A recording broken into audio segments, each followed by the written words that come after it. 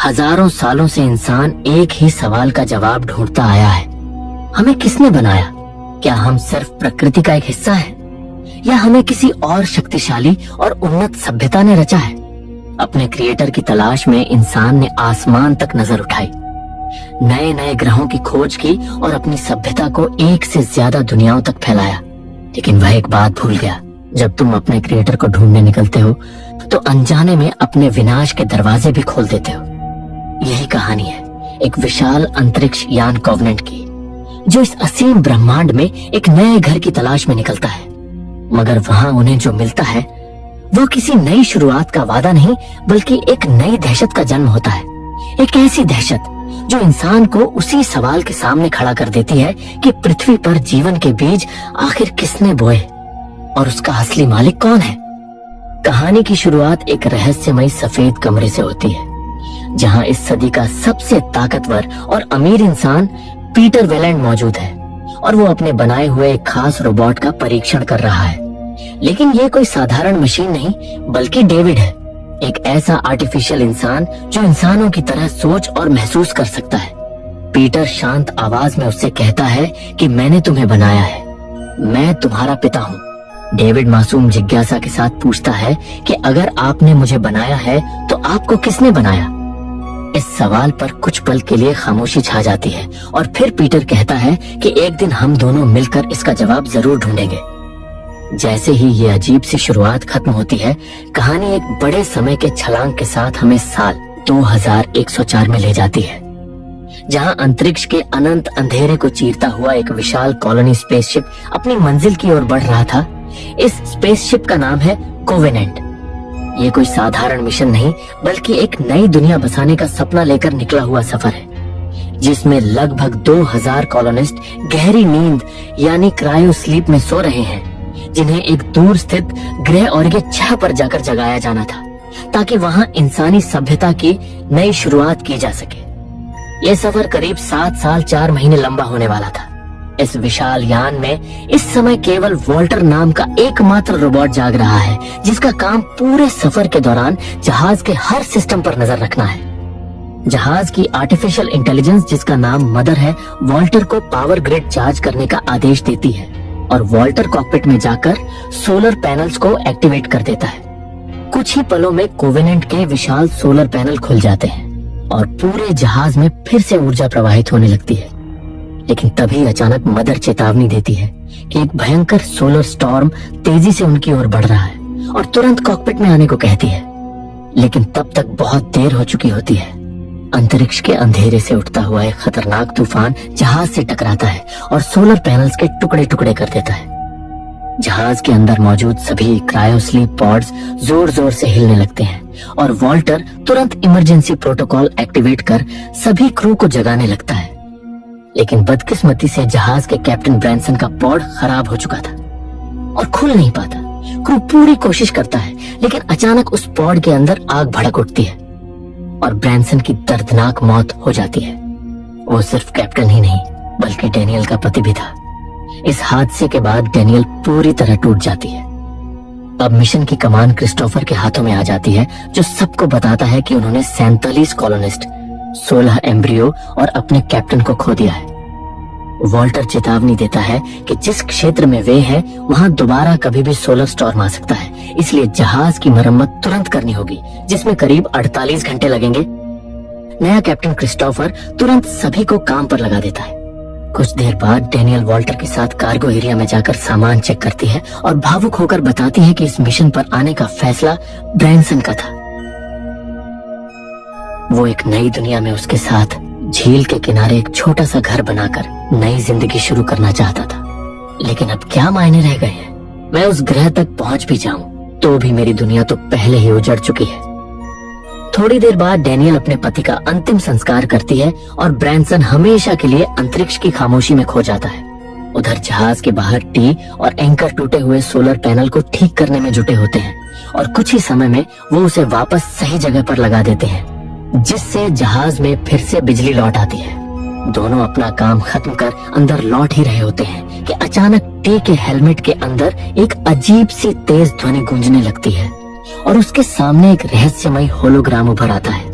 जहाज के अंदर आकर जब वो उस रिकॉर्डिंग को चलाता है तो पता चलता है कि ये किसी अनजान स्रोत से आया सिग्नल था, जिसे गलती से उसके हेलमेट ने पकड़ लिया था।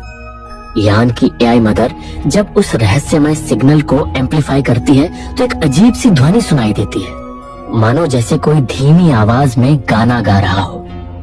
ध्यान से सुनने पर टी समझ जाता है कि ये तो हॉलीवुड का एक मशहूर गाना है। ये सुनते ही सबके होश उड़ जाते हैं, क्योंकि किसी को समझ नहीं आता कि पृथ्वी से इतनी दूर गहरे अंतरिक्ष में ये गाने का सिग्नल आखिर आया कैसे।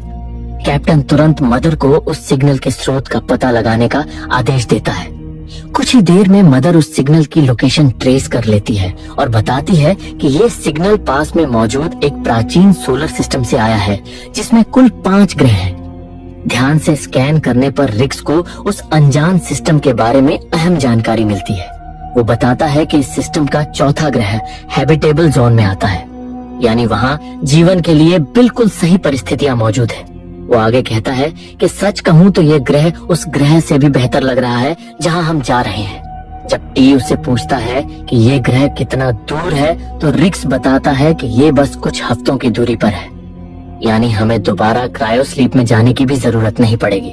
कैप्टन ये सुनकर कहता है कि हमें इस ग्रह को करीब से देखना चाहिए, लेकिन डेनियल को इस अनजान ग्रह को लेकर कुछ भी सही महसूस नहीं हो रहा था। वो कैप्टन को अलग ले जाकर कहती है कि हमने सालों लगाकर ऑरिगे 6 को चुना था। उसकी मिट्टी, वातावरण और हर पहलू को बारीकी से परखा था, लेकिन अब हम एक अनजान सिग्नल के पीछे भागते हुए अपनी मंजिल बदल रहे हैं। मुझे ये सब ठीक नहीं लग रहा। वो आगे कहती है कि हमने इस इलाके के हर ग्रह को पहले ही स्कैन किया था, फिर ये ग्रह अचानक कहाँ से आ गया? जरूर कुछ बहुत गलत है और शायद हमें वहाँ नहीं जाना चाहिए। लेकिन कैप्टन उसकी बात को नजरअंदाज करते हुए कहता है कि हो सकता है वो ग्रह पहले हमारी नजर से छूट गया हो, और वैसे भी कोई भी क्रू मेंबर दोबारा उस खराब स्लीपिंग पॉड में 7 साल के लिए नहीं सोना चाहता। कैप्टन साफ कहता है कि उस सिग्नल में इंसानी आवाज थी और हमें ये जानना ही होगा कि उस ग्रह पर क्या है। कुछ ही देर में कोवेनेंट उस अनजान सोलर सिस्टम में प्रवेश कर चुका था और देखते ही देखते वो उस चौथे ग्रह की ऑर्बिट में पहुंच जाता है जहां से वो सिग्नल आया था। स्कैन करने पर पता चलता है कि ग्रह पर इस वक्त भयंकर तूफान चल रहा है, लेकिन इसके बावजूद एक लैंडर कुछ क्रू मेंबर्स को लेकर ग्रह की सतह की ओर रवाना हो जाता है। जैसे ही वो वातावरण में प्रवेश करते हैं, पूरा माहौल बदल जाता है।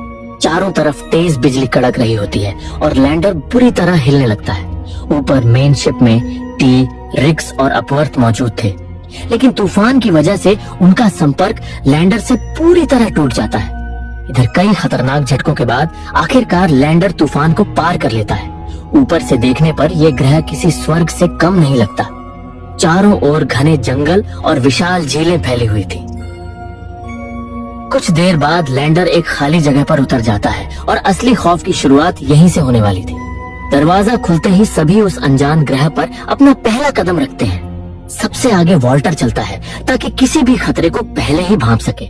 कैप्टन के पूछने पर वॉल्टर बताता है कि सिग्नल करीब 8 किलोमीटर दूर पश्चिम दिशा से आया है, शायद किसी ऊंची पहाड़ी से। बिना समय गंवाए पूरी टीम उसी दिशा में बढ़ने लगती है, लेकिन जैसे जैसे वे आगे बढ़ते हैं, एक अजीब सी बेचैनी पूरे माहौल को और भी डरावना बना रही थी।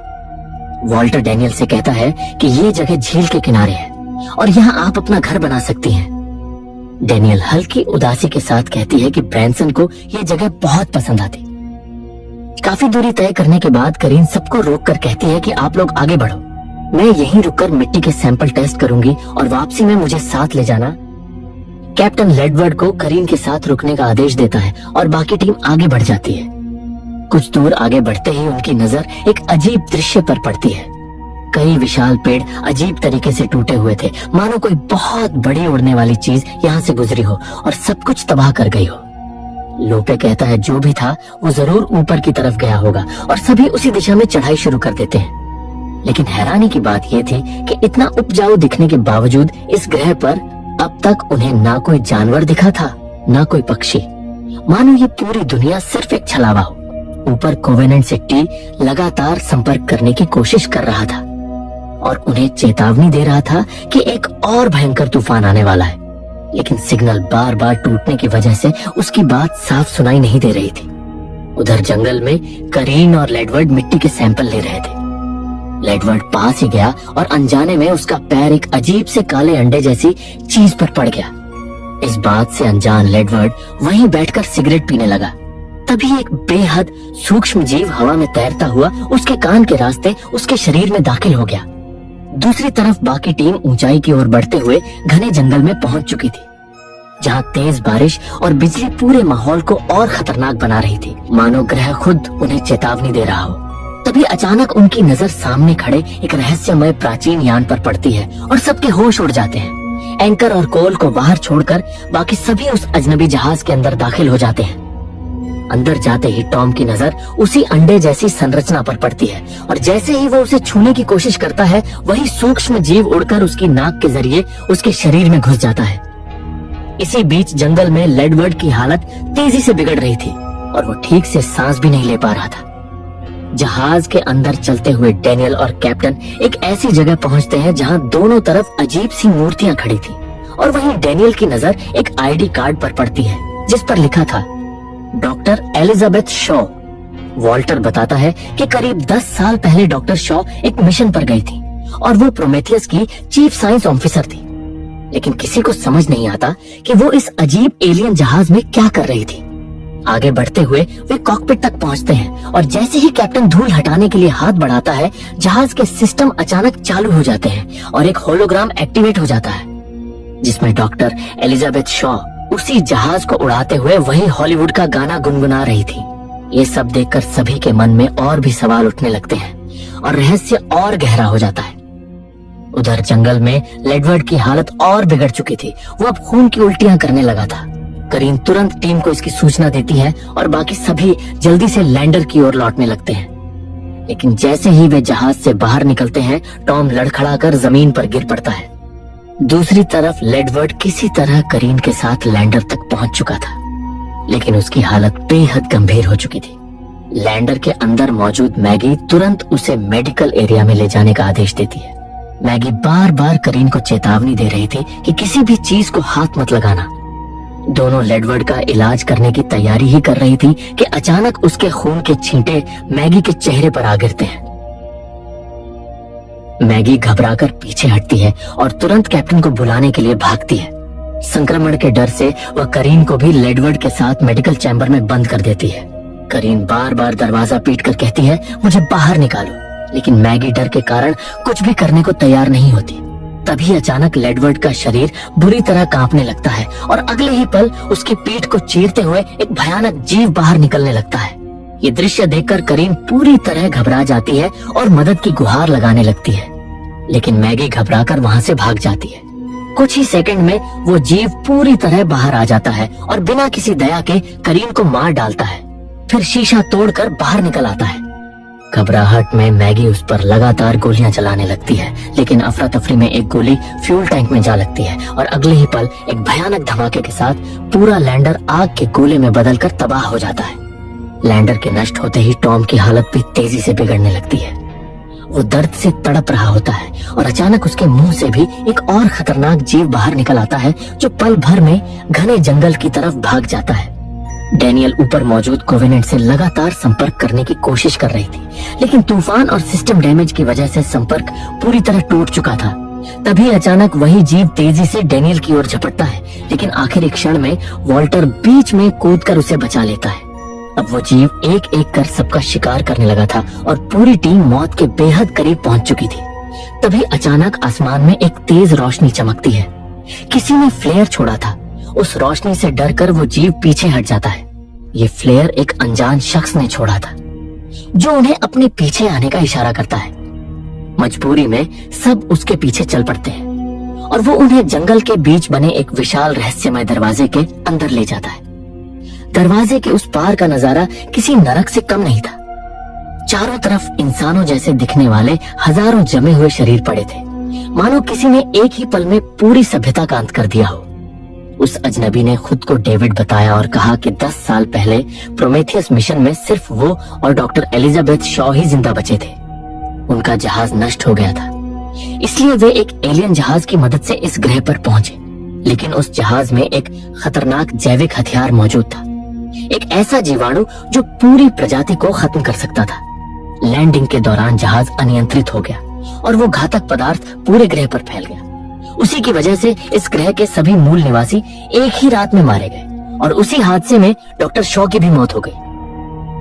जब कैप्टन उसे बताता है कि वे 2000 लोगों को लेकर यहाँ एक नई कॉलोनी बसाने आए थे, तो ये सुनते ही डेविड की आंखों में एक अजीब सी चमक उभर आती है, जैसे उसने किसी बड़े मौके को पहचान लिया हो।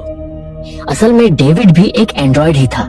आज से करीब 10 साल पहले डेविड डॉक्टर शॉ के साथ प्रोमेथियस मिशन पर आया था और तब से वो इसी ग्रह पर अकेला रह रहा है। लेकिन डेनियल को ये जगह बिल्कुल भी सही नहीं लग रही थी। कुछ देर बाद जब कोल ऊपर मौजूद कोवेनेंट से संपर्क करने की कोशिश करता है, तो डेविड उसे रोकते हुए कहता है कि इसका कोई फायदा नहीं है, क्योंकि इतने भयंकर तूफान में सिग्नल पहुंच ही नहीं पाएगा। कोल जब पूछता है कि ये तूफान कब खत्म होगा, तो डेविड शांत आवाज में कहता है कि ये कई हफ्तों तक चल सकता है, और इतना कहकर वहाँ से चला जाता है। उधर ऊपर शिप में टेस्ट सोच रहा था कि जहाज को और नीचे लाया जाए ताकि टीम से संपर्क हो सके। काफी सोचने के बाद वो मदर को आदेश देता है कि जहाज को तूफान से करीब 80 किलोमीटर की दूरी तक ले जाया जाए, लेकिन रेक्स और अपवर्थ इसका विरोध करते हैं और कहते हैं कि हम इतने बड़े जहाज को खतरे में नहीं डाल सकते, क्योंकि इसमें 2000 लोग सो रहे हैं। दूसरी तरफ ग्रह पर डेविड अपने लंबे बाल काट चुका था और फिर वॉल्टर के पास जाकर उससे कहता है कि तुम मुझसे ज्यादा उन्नत हो, लेकिन तुम्हारे पास अपनी इच्छा से कुछ बनाने की आजादी नहीं है। वॉल्टर जवाब देता है कि तुमने इंसानों को नुकसान पहुंचाया, इसलिए इंसानों ने मेरे जैसे नियंत्रित रोबोट बनाए जो सिर्फ उनके हित में काम करे। डेविड उसे अपने साथ चलने को कहता है और एक खुले इलाके में ले जाता है, और तब डेविड उस दिन को याद करता है जब वह डॉक्टर शॉ के साथ इस ग्रह पर आया था। डेविड ने जानबूझकर उस एलियन शिप में मौजूद सारे जैविक हथियार एक ही बार में इस ग्रह के मूल निवासियों पर छोड़ दिए थे। पूरी सभ्यता एक ही झटके में खत्म हो गई। वह कोई हादसा नहीं था, बल्कि डेविड की सोची समझी चाल थी। हालांकि वॉल्टर को अब भी डेविड की असलियत का पता नहीं लगा था। डेविड वॉल्टर को डॉक्टर शॉ की कब्र दिखाता है और भावुक होकर बताता है कि 10 साल पहले प्रोमेथियस मिशन के दौरान मेरा सिर धड़ से अलग हो गया था। तब डॉक्टर शॉ ने ही मेरी जान बचाई थी। इसी दौरान बाहर घुप अंधेरे में वो खतरनाक जीव इन सब की तलाश करते हुए बेहद करीब आ चुका था। रोजी अकेले अपने जख्मी हाथों पर दवा लगा रही थी कि अचानक उसे पीछे किसी की आहट महसूस होती है। जैसे ही वो मुड़ती है, उसके सामने वही डरावना जीव खड़ा होता है और एक ही बार में उसे मार डालता है। दूसरी तरफ कोल किसी तरह कोवेनेंट से संपर्क कर लेता है और तुरंत मदद मांगता है। ये सुनते ही टेस मदर को आदेश देता है कि जहाज को और नीचे यानी करीब 40 किलोमीटर तक ले जाया जाए। अब पूरा विशाल जहाज खतरनाक तूफान के और करीब पहुंच चुका था। नीचे रोजी के वापस न आने पर कैप्टन उसे ढूंढने निकलता है, लेकिन तब तक वो जीव उसे खत्म कर चुका होता है। तभी वहाँ डेविड पहुँचता है और हैरानी की बात ये थी कि वो उस जीव को देखकर खुश हो रहा था और वो जीव भी उसे कोई नुकसान नहीं पहुँचा रहा था। तभी पीछे से कैप्टन गोली चलाकर उस जीव को मार देता है। डेविड गुस्से में चिल्लाता है कि तुमने उसे क्यों मारा? वो मुझ पर भरोसा कर रहा था। अब कैप्टन को डेविड पर शक होने लगता है और वो सख्त लहजे में पूछता है कि आखिर यहाँ हो क्या रहा है। थोड़ी देर की खामोशी के बाद डेविड उसे अपने साथ आने को कहता है। उधर कोवेनेंट शिप अब तूफान के बेहद करीब आ चुका था। टेस डेनियल से पूछता है कि क्या वो मैगी से बात करवा सकती है, लेकिन डेनियल उसे बताती है कि लैंडर में धमाका हो चुका है और मैगी मर चुकी है। ये सुनते ही टेस पूरी तरह टूट जाता है, क्योंकि मैगी उसकी पत्नी थी। दूसरी तरफ डेविड कैप्टन को अपने लैब में ले जाता है, जहां वो अपने प्रयोग दिखाते हुए कहता है कि उसने इस खतरनाक जीवाणु पर सालों तक रिसर्च की है और उससे कई नई चीजें बनाई हैं। उसके लैब में अजीबोगरीब जीवों के नमूने रखे थे और वो गर्व से कहता है कि ये सब उसकी रचनाएं हैं। फिर वो कैप्टन को एक अंधेरी गुफा में ले जाता है, जहां अजीब से अंडे जैसी संरचनाएं पड़ी थी। डेविड कहता है कि ये लंबे समय से किसी का इंतजार कर रही है, एक माँ का इंतजार। जैसे ही कैप्टन उन अंडों को करीब से देखने झुकता है, अचानक उनमें से एक के अंदर से कीड़े जैसा जीव निकलकर उसके चेहरे से चिपक जाता है। उधर कोल को रोजी और उस खतरनाक जीव की लाश मिल चुकी थी।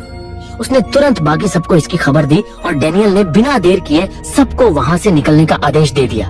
हालात तेजी से बिगड़ रहे थे, इसलिए डेनियल ने तुरंत टेस से संपर्क किया और उनसे कहा कि जितनी जल्दी हो सके एक कार्गो लिफ्ट उनकी लोकेशन पर भेजी जाए। टेस ने भी स्थिति की गंभीरता समझते हुए बिना वक्त गंवाए कार्गो लिफ्ट उनकी तरफ रवाना कर दी। इधर उस अंधेरी गुफा में डेविड का असली और खौफनाक चेहरा सामने आने लगा था।